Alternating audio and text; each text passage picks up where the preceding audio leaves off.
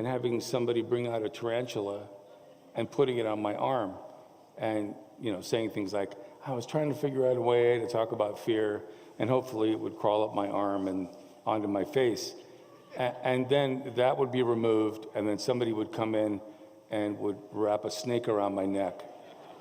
And I was really working on this, except I thought about what happened to me when I was a boy and its negative effects on my grandmother.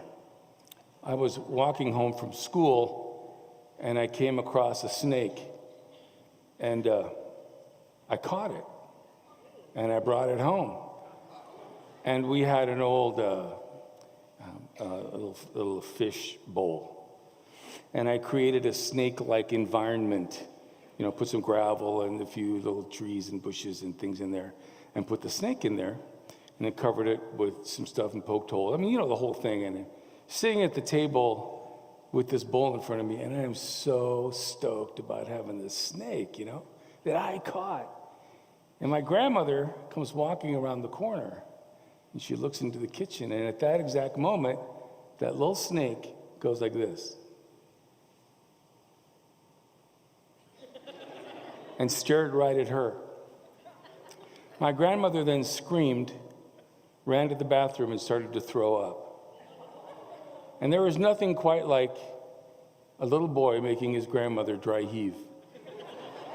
So I'm at the table, just total shock. My mother staring at me, and in the background, I hear in the background. My mother was wiping her hands from washing dishes. She looked at me and she says, "You're going to have to let that go." So that story entered my mind, and I thought, that is the last kind of response I would want to get from you, running out the door or throwing up in your pews or anything. So I decided against that, so you need to be proud of the fact that I did. Some of you would kind of be freaked out by that. Yes. You're welcome. There's a difference between fears and phobias. A fear is an emotional response to a real or perceived threat. A phobia is a lot like a fear, but the distinction is the anxiousness that fear causes you. It causes you so much anxiousness that oftentimes you can't even function. It just paralyzes you. So I started to look around for some interesting phobias, and you can look these up. They're for real. Blutophobia is fear of getting clean. Alloxtosophobia is fear of opinions. Philophobia is a fear of close relationships.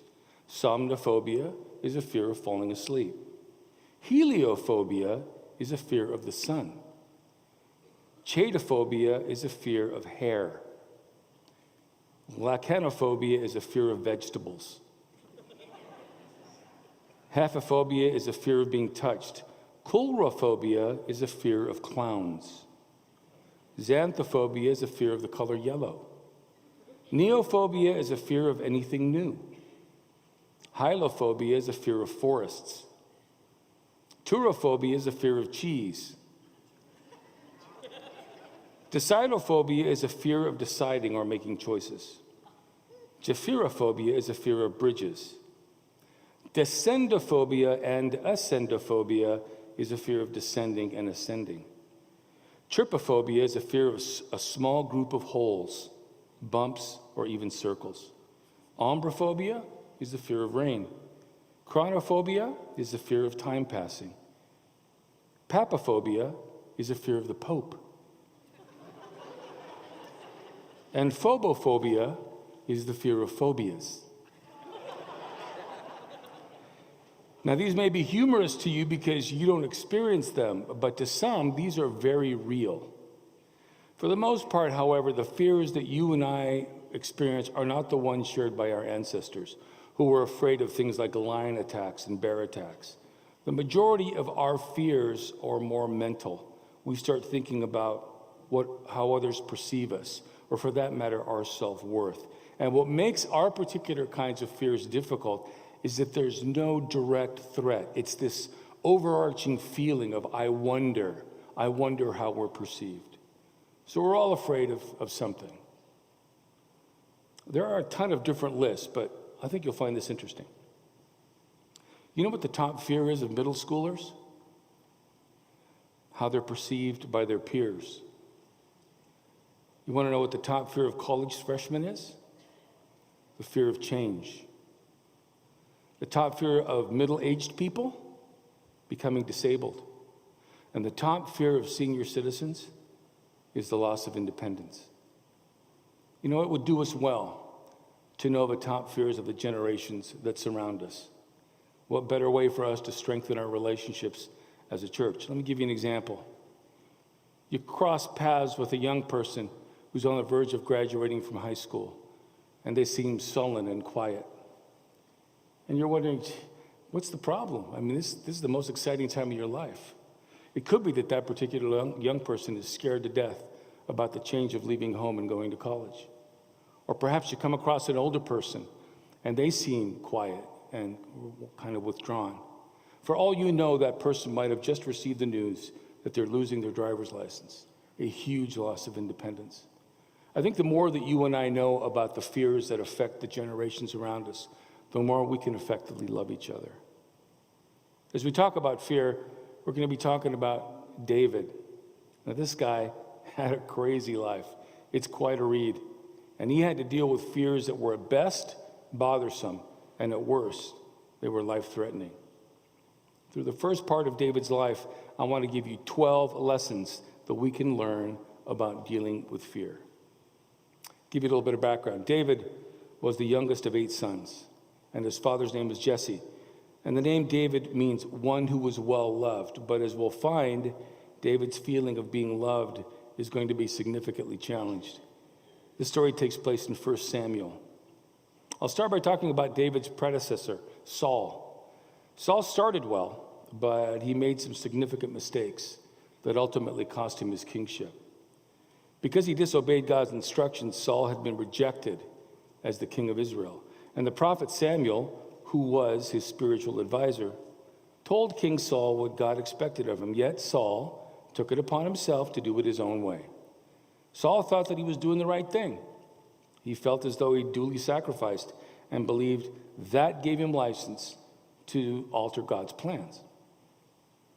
Though this isn't a study on Saul's life, it behooves us to read his story in 1 Samuel chapter 15, because it teaches us that though we may sometimes feel like Saul did, that our sacrifice grants us special dispensation to alter God's plan for us. Verse 15 tells us that obedience is better than sacrifice. So lesson number 1 is, regardless of our fear, we must obey what the Lord asks. The Lord viewed Saul acting outside his will as rebellion and arrogance. Now, Saul's rejection by God leaves the prophet Samuel in a tough spot, because though Samuel was justifiably upset with Saul, verse 35 said that Samuel mourned for him. Then in chapter 16, the Lord says, "Hey, Samuel, stop mourning for Saul." Because God wanted to send Samuel to Bethlehem, to the house of Jesse, and it was there that Samuel was going to anoint the next king of Israel. What follows is a really interesting example of fear. This is Samuel's response to the Lord asking him to go to Bethlehem. 1 Samuel 16:1. Samuel said, "How can I go? If Saul hears about this, he'll kill me." This proves that despite Samuel being a prophet, Samuel was also human, because he feared Saul more than he feared God. Samuel was well aware of God's power, and that God was not to be disobeyed. He'd just seen the results of that in the life of Saul, yet he questioned God's plan. How many times have we worried about what people think more than what God thinks? How many times have we caved into the opinions of others because somehow we've forgotten the bad things that happened to us the last time we didn't follow God's direction? So lesson number 2 is, regardless of fear, we need to strive to please God more than people. God told Samuel to take a heifer with him and to invite Jesse and his sons to join him in sacrificing that heifer to God. And in case you didn't know, a heifer is a young cow that's not yet born a calf. God told Samuel that it was this sacrifice, at this sacrifice, that he would indicate which son was to be crowned king. So Samuel saw Jesse's eldest son, Eliab, and thought, well, this has got to be the guy. God's anointed stands before him. But the Lord corrected Samuel by saying, don't consider his appearance or his height, for I've rejected him. The Lord doesn't look at the things people look at. People look at the outward appearance, but the Lord looks at the heart. Oof. Isn't that the truth?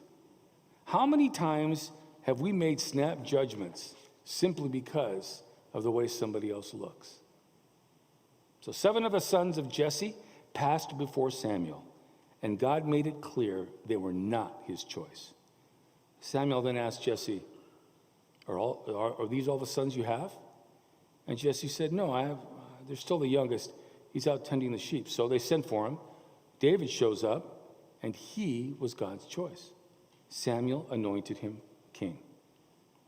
Now Saul, meanwhile, was tormented by an evil spirit. Thinking that they could soothe Saul, one of his attendants suggested he bring someone who could play the lyre. I don't know if you know, but a lyre is a U-shaped harp. In chapter 17, verses 17 and 18, it says, so Saul said to his attendants, find someone who plays well and bring him to me. One of the servants answered, I've seen a son of Jesse of Bethlehem who knows how to play the lyre. He's a brave man and a warrior. He speaks well, and he's a fine-looking man, and the Lord is with him. It's interesting how these qualities are listed. He knows how to play the lyre, so he's a musician. He's a brave man and a warrior. So even though he was young, he was still a man's man. He speaks well, so he was articulate. He's a fine-looking man, so he looked like Pastor George. And the Lord was with him. He was a spiritual man. David came to Saul and entered his service and became an armor bearer. An armor bearer was a person who carried the large shield and perhaps other weapons for the king. And so David also continued to provide that soothing music for Saul when his spirit was troubled. In 1 Samuel 17, we start with one of the best known stories in the Bible, the story of David and Goliath. It says, now the Philistines gathered their forces for war. So the Philistines occupied one hill, and the Israelites occupied another, and there was a valley in between them. And verse number 4 reads, a champion named Goliath, who was from Gath, came out of the Philistine camp. Let me tell you a little bit about Goliath. Goliath was from Gath, and Gath was home to the Anakites, a race of giants. In Joshua 11:22, it says, no Anakites were left in Israelite territory. Only in Gaza, Gath, and Ashdod did any survive. And this is not the first mention of the Anakites. In Deuteronomy chapter 1, we hear the story of the spies that Moses sent out to survey the land promised to the Israelites. What they saw shook them with fear. Verse 28 says, the people are stronger and taller than we are. The cities are large with walls up to the sky. We even saw Anakites there. Goliath was a champion. Now this word is a paraphrase of the Hebrew expression, a man in the place between. If a soldier remains standing in the space between two armies at the end of a battle, he is named a champion. And it appears that Goliath had been named a champion in previous conflicts. Now it's interesting, when you read this account, that Goliath walked out in front of the armies. And that's what he made his boast and made his challenges. But you find it interesting that as he walked out from that army, he was in the place between.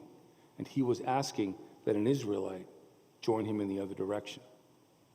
Goliath was 9 feet, they say between 9 feet 6 and 9 feet 9 inches tall. He wore a coat of armor that weighed 125 pounds. His shin guards were bronze. He had a bronze javelin on his back. His spear was about 2.5 inches in diameter, 26 feet long, and the head of that spear weighed at least 15 pounds. Imagine that. But to make it worse, he was a trash talker too. In verse 44, he tells David, come here and I'll give your flesh to the birds and the wild animals. Goliath was challenging the Israelites to send one man to fight him, and the winner would take it all. The losing army would become the slaves of the winning nation, or the losing nation would become the slaves of the winning nation. So whoever fought Goliath was not just fighting for their own survival, fighting for the well-being of his nation. No pressure, right? Every day for 40 days, Goliath came out and challenged the Israelite army. And what was the Israelite army's response? The soldiers were paralyzed with fear. Here's another example of fear. Looking in the eyes of a giant, something that seems insurmountable, beyond our abilities and strength. Those are the occasions there are occasions in years of my life that we experience those very real fears, those giants. So David had been going back and forth, serving Saul and tending his father's sheep. And then one day, David's dad says, hey, I want you to grab this grain and bread, and I want to take it to your 3 oldest brothers. Those 3 oldest brothers were in Saul's army.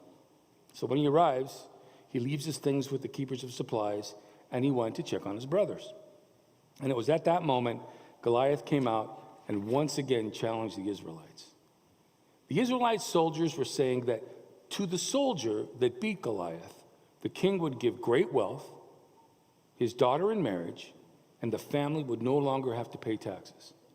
Now, this is just my opinion, but that's a pretty dangerous way to get a tax exemption. It's just me, but I don't know whether I'd do it. So upon hearing Goliath's insults,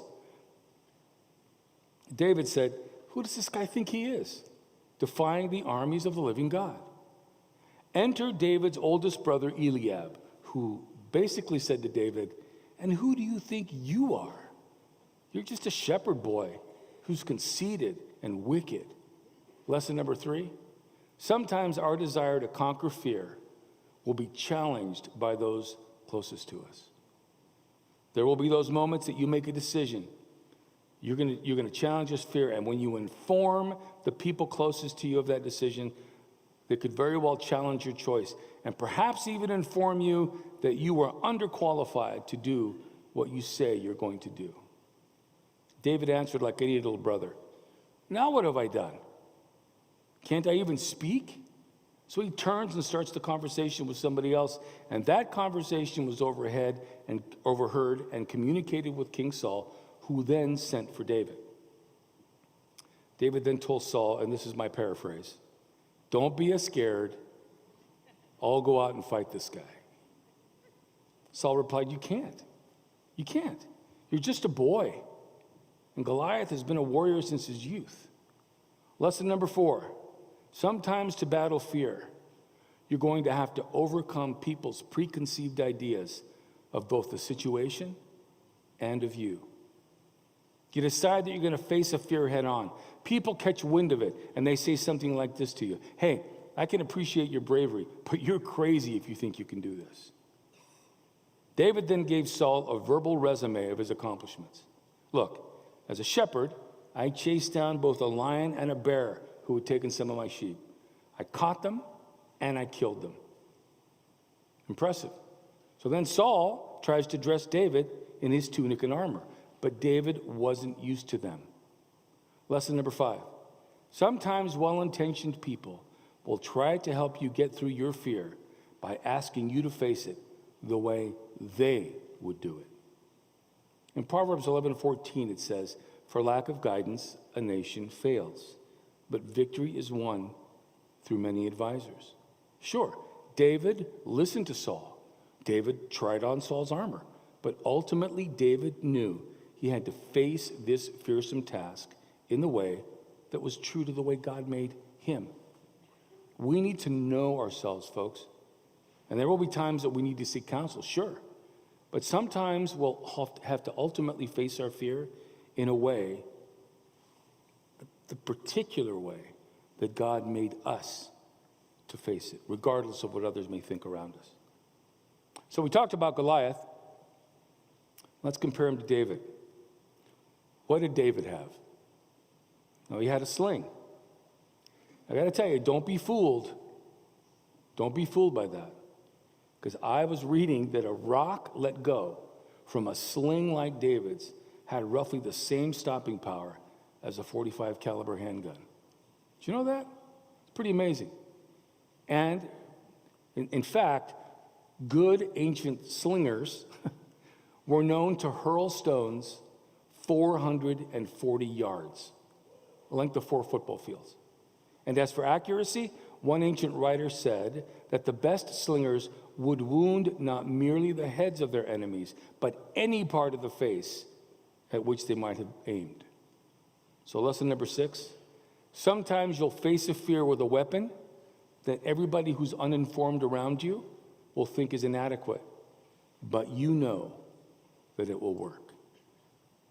Now, David also had his staff. It's interesting because Goliath sees it, and he says, "Am I a dog that you come at me with sticks?" Now, interestingly enough, there is no other mention of that staff in this story. And I've read that David was using it as a distraction. Apparently it worked because Goliath didn't see David's sling that was aimed at his head. Here's the other thing that David had. He had confidence in his past experiences. In 1 Samuel 17:36, it says, "Your servant has killed both the lion and the bear. And this uncircumcised Philistine will be like one of them because he's defied the armies of the living God." Lesson number 7, when we're fearful, we need to remember how God helped us achieve past victories. Psalm 77:11 says, "I'll remember the deeds of the Lord. Yes, I'll remember your miracles of long ago." Folks, there will be moments that your strength will come from reminding yourself about God's provision in your past life. So, David hits Goliath with a stone, kills him, and chops off his head. From then on, Saul kept David pretty close. And David was so successful in subsequent battles that Saul gave him a high rank in the army.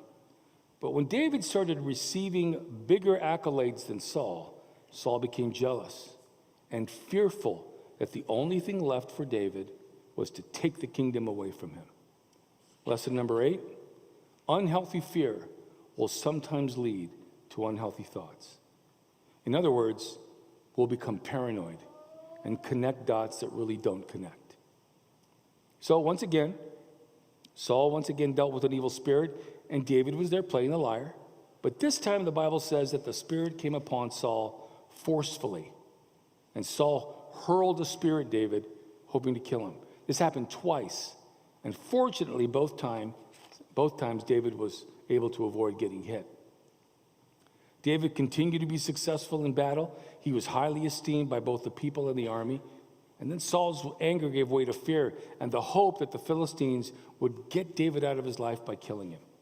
It came to a point that Saul gave his daughter to David in marriage. In verse 21, Saul said, "I'll give her to him so that she may be a snare to him and so that the hand of the Philistines may be against him." A marriage made in heaven. Interestingly enough, in Psalm 18:28 and 29, it says, "When Saul realized that the Lord was with David and that his daughter Michal loved David, Saul became still more afraid of him, and he remained his enemy the rest of his days." But David, he continued to be victorious over the Philistines. So Saul then asked his attendants and his son Jonathan to kill David. Well, Jonathan and David had become pretty close friends. And Jonathan came to David's defense. And it seemed to smooth things over for a while. But once again, Saul tried to kill David with a spear.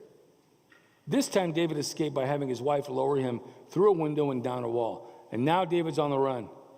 His buddy Jonathan was optimistic, but David knew that given the chance, Saul was going to kill him. So David and Jonathan hatched a plan. There was going to be a new moon feast. And David wasn't going to attend. And Jonathan told him, "If my father becomes angry at your absence, it would prove that your life is in danger." Well, Saul got so angry that he hurled a spear at his own son. So Jonathan told David, "Yeah, you're in danger." So David's on the run. He came to the land of Nob and a priest named Ahimelech. David was given some bread, and when he asked for a weapon, Ahimelech gave him the very sword that David used to kill Goliath. From there, David went to Gath, and he experienced another fear. the king's servant, one of the king's servants there, recognized who he was. So think of this.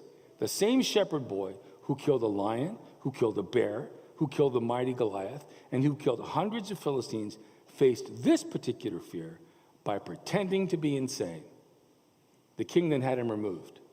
Lesson number 9, unhealthy fear will sometimes cause us to act in ways that surprise even us. From Gath, David came to the cave of Adullam, where men who were in distress or in debt or discontented gathered around him, and those 400 soldiers became David's army. Saul was hot on his trail and went to see Ahimelech, the priest that gave David the bread and the sword. And because Ahimelech helped David, Saul had him and 84 other priests killed, along with everybody from the town of Nob, men, women, children, cattle, donkeys, and sheep. Lesson number 10, sometimes unhealthy fear will drive us toward actions that are cruel to other people. David then heard that the Philistines were attacking Keilah. David's men were afraid, but David inquired of the Lord and followed God's leading. Lesson number 11, when you're afraid, the best thing you can do is to ask the Lord about it and then follow his leading. David beat the Philistines and continued to go from place to place with Saul in hot pursuit. David then left Keilah and moved about the wilderness. Saul got a beat on him and started closing in when he got the news that the Philistines were raiding the land. Saul then stopped his pursuit of David and went to fight the Philistines. And after fighting the Philistines, Saul heard that David was in the desert of En-Gedi. So Saul took 300 men and went after him. While there, Saul went into a cave to relieve himself, not knowing that David and his men were far back in that very same cave. David's men told him, hey, God's giving you Saul. He's giving him to you to deal with as you wish. So David crept up to Saul, and with the opportunity to kill him, David instead cut off a corner of his robe. And interestingly enough, after doing that, David's response was pretty surprising. In chapter 24, it reads, then David went out of the cave and called out to Saul, my Lord, my king. When Saul looked behind him, David bowed down with his face to the ground. He said, Saul, why do you listen when men say David is bent on harming you? This day you've seen me with your own eyes, how the Lord delivered you into my hands in the cave. Some urged me to kill you, but I spared you. I said, I will not lay hand on my Lord because he is the Lord's anointed. See, my father, look at this piece of your robe in my hand. I cut off the corner of your robe, but I didn't kill you. See that there's nothing in my hand to indicate that I am guilty of wrongdoing or rebellion. I've not wronged you, but you're hunting me down to take my life. May the Lord judge between you and me, and may the Lord avenge the wrongs you've done to me, but my hand will not touch you. As the old saying goes, from evildoers come evil deeds, so my hand will not touch you. Against whom has the king of Israel come out? Who are you pursuing? A dead dog? A flea? May the Lord be our judge and decide between us. May he consider my cause and uphold it. May he vindicate me by delivering me from your hand. When David finished saying this, Saul asked, is that your voice, David, my son? And he wept aloud. You are more righteous than I, he said. You've treated me well, and I've treated you badly. You've just now told me about the good you did to me. The Lord delivered me into your hands, but you didn't kill me. When a man finds his enemy, does he let him go unharmed? May the Lord reward you well for the way you treated me today. I know that you'll surely be king, and that the kingdom of Israel will be established in your hands. Now swear to me by the Lord that you will not kill off my descendants or wipe out my name from my father's family. So David gave his oath to Saul. Saul returned home, and David and his men went up to the stronghold. Lesson number 12. Though we may feel justified, we must never let our fear drive our decisions or actions. Because regardless of everything that Saul had done against him, David would not harm Saul, because he considered him to be God's anointed. So as I conclude, every single one of us experiences fear. My question is, what has your fear done to you? Has it caused you to disobey God? Has it caused you to please people more than your Creator? Has your desire to overcome fear been challenged by those closest to you? In dealing with your fear, are you having to overcome people's preconceived ideas about you? Do you feel pressured to face your fear in a way that may work for someone else, but not for you? Has someone told you that the weapon you want to use to conquer your fear is inadequate? Has your fear caused you to forget the victories of your past? Have you started to act in unhealthy ways? Are you looking into the eyes of a giant, something that seems insurmountable and beyond your strength? And when was the last time you asked the Lord to help you with your fear, and then listened to him and followed his leading? At the conclusion of our time together, some folks are going to come up here, and they're prepared to pray with you. And beyond that, here at Bethel, we offer ministries that will give you a safe place to share your fears, to help you get a godly perspective, and to gain some emotional support. Together, let's bring our fears to the Master and let him do his work.